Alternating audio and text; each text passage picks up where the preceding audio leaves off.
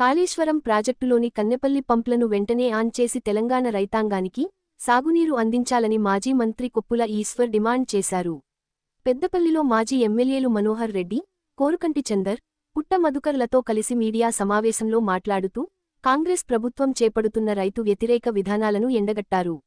ఈ సందర్భంగా మాజీ మంత్రి మాట్లాడుతూ కక్రధికారంలో ఉన్న రోజుల్లో పంటలు సమృద్ధిగా పండి రైతుల మోహాల్లో ఆనందం వెల్లివిరిసిందన్నారు.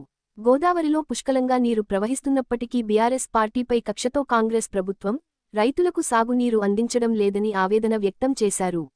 రాష్ట్రంలో యూరియా కొరత లేదని మంత్రులు, ఎమ్మెల్యేలు అబద్ధపు మాటలు చెబుతున్నారని అర్ధరాత్రిలో కూడా యూరియా కోసం రైతులు షాపుల వద్ద పడి కాపులు కాస్తున్నారన్నారు. కేంద్ర, రాష్ట్ర ప్రభుత్వాల వైఫల్యం వల్లే తెలంగాణ రాష్ట్రంలో ఎరువుల కొరత ఏర్పడిందని విమర్శించారు. ప్రభుత్వానికి ముందు చూపు లేకపోవడంతో చెరువులు, బావులలో నీరు లేక అన్నదాతలు ఇబ్బంది పడుతున్నారన్నారు. కేసీఆర్ పాలనలో ఏనాడు ఎరువుల కొరత ఏర్పడలేదని పేర్కొన్నారు. రాబోయే రోజుల్లో బీఆర్ఎస్ పార్టీ రైతుల కోసం అనేక ఉద్యమాలకు శ్రీకారం చుట్టబోతుందని పేర్కొన్నారు. ఈరోజు ఈ పత్రికా సమావేశానికి విచ్చేసినటువంటి మా నాయకులందరికీ ప్రధానంగా మాట్లాడుతున్నటువంటి విషయం ఏమిటంటే, తెలంగాణ ప్రాంతంలో బీఆర్ఎస్ పార్టీ ప్రభుత్వ హయాంలో కేసీఆర్ గారు అధికారంలో ఉన్నన్ని నాళ్ళు రైతులను కానీ ఇతర వర్గాలను కానీ కంటికి రెప్పలా కాపాడుకున్నటువంటి ఈ రాష్ట్రంలో ఎటు చూసినా ఇలా కరువు తాండవిస్తున్నటువంటి పరిస్థితి. దానికి తోడు ప్రస్తుతం ఉన్నటువంటి ఒకవైపేమో కాళేశ్వరం ప్రాజెక్టు పైన కాంగ్రెస్ ప్రభుత్వం కక్ష సాధింపు చర్యతోటి నీళ్లు లిఫ్ట్ చేయకుండా, రిజర్వాయర్లు చెరువులు నింపకుండా మరి కావాలనే ఒక కక్షపూరిత వాతావరణాన్ని కొనసాగిస్తూనే మరి ఈరోజు ఉన్నటువంటి పరిస్థితి చూసినట్టయితే ఎస్ఆర్ఎస్పి కింద ఉన్నటువంటి ఆయకట్టు రైతులు ఎవరైతే ఉన్నారో వాళ్ళ యొక్క పంటల యొక్క పరిస్థితి ప్రశ్నార్థకంగా మారింది. అసలు ఈ ప్రభుత్వము ఏం ఆలోచన చేస్తుందో కూడా అర్థమైతలేదు. ఒకవైపేమో వర్షాలు రావడం లేదు, రైతులేమో నార్లు పోసుకున్నారు, కొన్ని నార్లు ఎండిపోయినాయి, తర్వాత ఇప్పటికీ నార్లను బతికించుకొని వాళ్ళు నాట్లు వేసుకున్నారు. ఇలా ఖచ్చితంగా నీళ్ళ కోసం ఎదురు చూస్తున్నటువంటి పరిస్థితి. అదేవిధంగా బోర్లు బావులు ఉన్నటువంటి వాళ్ళు ఎవరైతే ఉన్నారో కొద్దిగా ధైర్యంగా ఉన్నారు, వెనుకసిరి వచ్చే నీళ్లతోటన్నా పంట కాపాడుకుందామనే ఉద్దేశంతో.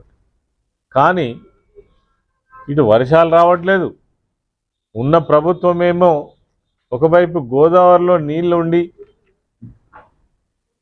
ప్రాజెక్టు దగ్గర, కాళేశ్వరం ప్రాజెక్టు దగ్గర 1,40,000 పైచిలకు క్యూసెక్కుల నీళ్లు ప్రవాహం పోతున్నప్పటికీ కూడా వాటిని పంపు చేసి మరి యావత్ రాష్ట్రానికి నీళ్ళు ఇద్దామనేటువంటి ఆలోచన మాత్రం చేస్తలేదు. ఇది కావాలనే కక్షపూరితంగానే చేస్తున్నదనేది ఇలా రైతాంగానికి అందరికీ కూడా అర్థమైపోయింది. మరి ఎట్లా పంటలు రక్షిస్తారో అర్థమవుతలేదు. ఈరోజు గవర్నమెంటు అంటే ఈ పంటకు సంబంధించినటువంటి విషయంలో 6 లక్షల ఎకరాలకు మేము నీళ్ళు ఇస్తామని ప్రకటించారు. 6 లక్షలు కాదు కదా, ఎస్ఆర్ఎస్పి కింద ఉన్నటువంటి ఆయకట్టుదారులు ఎవరైతే ఉన్నారో దాదాపుగా ఎట్లో గట్ల వర్షాకాలమే కదా, మేము ఎట్లా పంటలు కాపాడుకుంటాం చూస్తామనే ఉద్దేశంతో మరి అందరూ కూడా పంటలు వేసుకున్నారు. ఇలా ప్రభుత్వం చెప్తున్నటువంటి లెక్క చూసినట్టయితే మనకు ఆశ్చర్యం కలుగుతూ ఉన్నది. 6 లక్షలకేమో మీరు హామీ ఇచ్చారు. ఈరోజు ప్రాజెక్టులో ఉన్నటువంటి పరిస్థితి 55 టీఎంసీలు మాత్రమే అందుబాటులో ఉన్నాయి. ఇది కూడా ఎస్ఆర్ఎస్పి కావచ్చు, కడెం కావచ్చు, లేదంటే ఎల్లంపల్లి ప్రాజెక్టు కావచ్చు, ఇవన్నిటి కలుపుకుంటే మీకు ఉన్నదంతా కూడా 55 టీఎంసీల నీళ్లు మాత్రమే ఉన్నాయి. ఈ 55 టీఎంసీల నీళ్లలో మీరు దీన్ని ఎట్లా నిర్వహణ చేస్తారనేటువంటి అవగాహన కూడా ఈ ప్రభుత్వానికి లేదు. ఈరోజు ఎస్ఆర్ఎస్పి ఫేజ్ 1 కింద చూసినట్టయితే 9,65,000 ఎకరాల ఆయకట్టు ఉన్నది. మీరు ప్రకటించిందేమో 6 లక్షలకు, ఆయకట్టు ఉన్నదేమో 9,65,000 ఎకరాలు. మరి తీరా ఇప్పుడున్నటువంటి పరిస్థితిని చూస్తే మీరు చేతులు ఎత్తేసి అంటే మీరు ఇచ్చే నీళ్ళు ఏవైతే ఉన్నాయో 2,30,000 ఎకరాలకు మాత్రమే సరిపోతాయి అనేటువంటిది ఇది మరి అధికారులు చెప్తున్నటువంటి లెక్క. మరి మిగిలిన 7,03,000 ఎకరాలలో పంటలు వేసినటువంటి వాళ్ళు ఎక్కడికి పోవాలి? వాళ్ళ పంటలను ఏ విధంగా కాపాడుకుంటారు? ఈ పంటలకు మీరు ఏ విధంగా గ్యారంటీ ఇస్తారనేటువంటిది ఈరోజు చాలా ఆందోళనకరంగా ఉన్నటువంటి పరిస్థితి మనకు ఈ రాష్ట్రంలో. మరి ముఖ్యంగా ఎస్ఆర్ఎస్పి కింద ఉన్నటువంటి ఫేజ్ 1, ఫేజ్ 2కు సంబంధించినటువంటి రైతులు ఎవరైతే ఉన్నారో తీవ్రమైన ఆందోళనలో ఉన్నారు. మరి అదేవిధంగా ఇలా ఎల్ఎండి పరిస్థితి చూసినట్టయితే ఎల్ఎండిలో 24 టీఎంసీల కెపాసిటీకి గాను 6 టీఎంసీల నీళ్లు ఉన్నాయి. అదేవిధంగా కాళేశ్వరం ప్రాజెక్టు లేకున్నా మేము పోయినసారి చాలా పంటలు పండించడమని ప్రగల్భాలు పలికినటువంటి కాంగ్రెస్ ప్రభుత్వం అప్పుడంటే గత ప్రభుత్వం చేసినటువంటి పని వల్ల రిజర్వాయర్ల నిండా నీళ్లుండి, చెరువుల నిండా నీళ్లుండి, తర్వాత గ్రౌండ్ వాటర్ లెవెల్ పూర్తిగా పెరిగి ఉండడం వల్ల మీకు బావులలో, బోర్లలో పుష్కలంగా నీళ్లు ఉండడం వల్ల మరి గత వేసంగి పంటలు మీరు సమాన స్థాయిలో తీసుకురావడం కలిగింది. అది మీ ఘనత కాదు. మేము ప్రశ్నించదలుచుకుంటే 2015కు పూర్వం 10 సంవత్సరాలు కాంగ్రెస్ ప్రభుత్వమే ఉన్నది. మరి ఆనాడు ఎందుకు లేదు ఈ పరిస్థితి? ఈ పంటలు ఎందుకు రాలేదు? ఇంత పెద్ద స్థాయిలో వరి కానీ, పత్తి కానీ, ఇతర పంటలను ఎందుకు రాలేదు? మరి మీరు చేసింది ఏమి లేదు అనేది మనకు ముమ్మాటికి తెలిసిపోతూ ఉన్నది. అదేవిధంగా ఉమ్మడి రాష్ట్రంలో ఏనాడు కూడా రైతులకు కడుపు నిండా నీళ్ళు ఇచ్చినటువంటి పరిస్థితి లేదు. ప్రాజెక్టులు కట్టే దాని మీద మీరు ఇంట్రెస్ట్ చూపించలేదు. గోదావరి నదిలో ఉన్నటువంటి నీళ్లు ఆంధ్ర ప్రాంతానికి పోతుంటే మీరు కళ్ళెళ్ళబెట్టి చూసిరు తప్ప తెలంగాణ ప్రాంతానికి నీళ్లు అందించాలనేటువంటి ఆలోచన మాత్రం మీరు ఎన్నడూ చేయలేదనేది అది నిరూపణ జరిగింది తెలంగాణ రాష్ట్రం వచ్చిన తర్వాత. అదేవిధంగా కాళేశ్వరం ప్రాజెక్టు కట్టిన తర్వాత రికార్డు స్థాయిలో 24,30,000 పైచిలకు ఎకరాలకు ఎస్ఆర్ఎస్పి కింద ఉన్నటువంటి ఆయకట్టుదారులకు అన్ని రకాల పంటలు కలిపి మనం నీళ్ళు ఇచ్చినటువంటి పరిస్థితి. దాదాపుగా 7-8 సంవత్సరాలు నిరాటంకంగా ఎక్కడ కూడా నీళ్లు లేవు అని అనకుండా నీళ్ళు ఇచ్చినటువంటి పరిస్థితి మరి ఆ రోజు మనం చూసినాం. ఎప్పుడైతే 2019లో మరి కాళేశ్వరం ప్రాజెక్టును వాడుకునేటువంటి పరిస్థితి వచ్చిందో అప్పటి నుంచి దాదాపుగా 6-7 సంవత్సరాల పాటు తెలంగాణ రాష్ట్రంలో నీళ్ల కరువు లేకుండా మరి వ్యవసాయదారులకు పుష్కలంగా నీళ్లు అందించినటువంటి చరిత్ర బీఆర్ఎస్ ప్రభుత్వాన్ని, కేసీఆర్ గారిదని ఈ సందర్భంగా నేను తెలియజేస్తా ఉన్నాను. అధికారంలోకి రావడం కోసం అనేకమైనటువంటి హామీలు ఇచ్చిండ్రు. 420 హామీలు ఇచ్చిండ్రు. 6 గ్యారంటీల పేరిట ఇలా ప్రజలను నమ్మించి మోసం చేసినటువంటి ప్రభుత్వం ఏదైనా ఉన్నది అనంటే అది ఖచ్చితంగా కాంగ్రెస్ ప్రభుత్వం, రేవంత్ రెడ్డి ముఖ్యమంత్రి అని చెప్పచ్చు. మహిళలను మోసం చేసిండ్రు, పెన్షన్దారులను మోసం చేసిండ్రు, నిరుద్యోగులను మోసం చేసిండ్రు, విద్యార్థులను మోసం చేసిండ్రు, వికలాంగులను మోసం చేసిండ్రు. అదేవిధంగా పెద్ద మొత్తంలో భూమి మీద ఆధారపడి బతికేటువంటి రైతులను మోసం చేసిండ్రు. ఇలా అన్ని వ్యవస్థలన్నిటి కూడా కుప్పగులగొట్టిండ్రు. 20 నెలలనే మరి మొత్తం సర్వనాశనం చేసిండ్రు. 10 సంవత్సరాలైనా మళ్ళీ తిరిగి కోలుకోలేని పరిస్థితి ఇలా తెలంగాణ రాష్ట్రంలో ఏర్పడ్డది. ఎవరిని అడిగినా చాలా దారుణమైన పరిస్థితి. ఇలా మీరు మొన్న రుణం ఏదైతే రైతు బంధు మేము అందరికి ఇచ్చినామని సంకలు గుద్దుకుంటుంది. నిజంగానే వాళ్ళు చేసినటువంటి హైడ్రామా ఫలిస్తుంది కావచ్చు. 42% బీసీలకు ఈ ఎలక్షన్లకు పోతాం, మాకు దంచిగా ఓట్లు వేస్తారు అని అనుకొని చేస్తుంది. రైతులు పక్కా అర్థమైంది వాళ్ళకు. ఏమనంటే ఇలా ఓట్లు ఉన్నాయి కాబట్టే మరి ఒకసారి ఎగబెడితిరి, ఓసారేమో 4 ఎకరాలకే ఇస్తిరి, 4 ఎకరాలకే ఇస్తిరి. మరి ఈసారేమో 14-15 ఎకరాల వరకు ఇచ్చిండ్రు అంటే దేనికోసము అని అంటే ఖచ్చితంగా స్థానిక సంస్థల ఎన్నికల్లో మళ్ళీ మీకు ఓట్లు కావాలి కాబట్టి రైతులు ప్రజలే మాట్లాడుకుంటున్నారు. ఈ ఎన్నికలు అయిపోయిన తర్వాత మళ్ళా ఈ రైతు బంధు కానీ రైతు భరోసా కానీ ఉండదు, ఇది ఓట్ల కోసం వేసిన పైసలు అనేటువంటిది ఖరాఖండి ఖచ్చితంగా చర్చ జరుగుతూ ఉంది. మరి ఇది నిజం కూడా.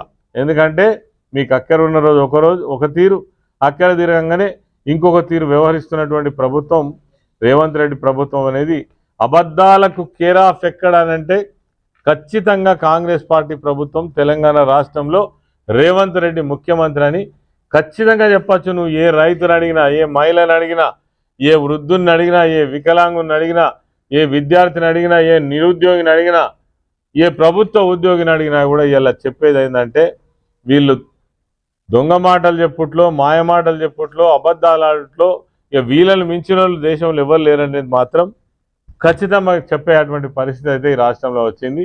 దీనివల్ల నిజంగా కూడా చెప్పాలంటే రాష్ట్రం పరువు తీసిండ్రు. అబద్ధాలడంలో నెంబర్ 1 అనేటువంటి పరిస్థితికి తీసుకువచ్చి రాష్ట్రంలో మన పరువును తీసిండ్రు, దేశం కూడా మన పరువును తీసిండ్రు. మీరు మాట్లాడే మాటలను బట్టి ఎక్కడ కూడా వాల్యూ లేకుండా పోయింది ఈ కాంగ్రెస్ ప్రభుత్వం వచ్చిన తర్వాత. రానున్నటువంటి కాలంలో ఖచ్చితంగా రైతుల పక్షాన బీఆర్ఎస్ పార్టీ కేసీఆర్ గారి నాయకత్వంలో మరి మీరు చేస్తున్నటువంటి ఆగడాలను చూసుకుంటూ ఊకునేందుకు లేదు.